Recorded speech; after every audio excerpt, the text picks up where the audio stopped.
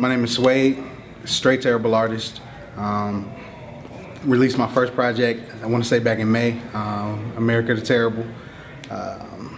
Really, like, a lot of people know me as a producer, but I've been producing and rapping like the same amount of time. Like, I started producing because the beats are expensive and I needed stuff to rap on. So that was really where that came from. I'm from Polk County, Florida, not too far from here.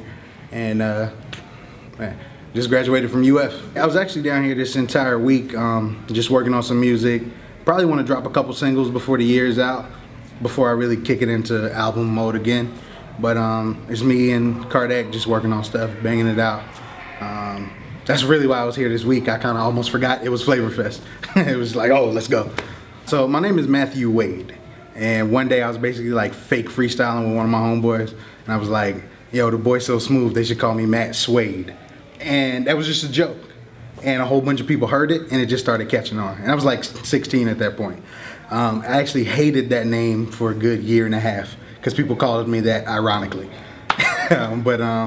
Yeah, it just kind of, it felt good after a while. Like, yeah, that it fits my persona, it fits who I am, and Swade. Well, like, I've been friends with L9 and Spaz since I was in high school. As you know, they were the first signees of the label. So I was doing work with them. I was producing for Spaz and for L9.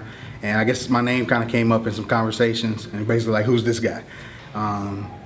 And once I actually met them and got to talk about what the vision was, what the heart behind the music is, it really just clicked. Like, we're in sync.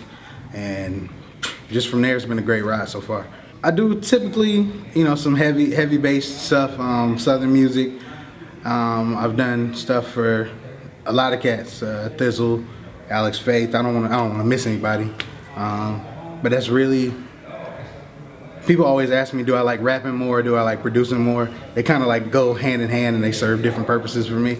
So I couldn't put one on a higher pedestal, but I definitely love production. So if you want some beats, get at me. I don't know if I have like an abbreviated version of this, but I met a dude when I was around the age of 15 who eventually became my stepfather. But you know, right when you grow up in the South, everybody's going to church all the time. I was in the choir. Everybody goes to church in the South.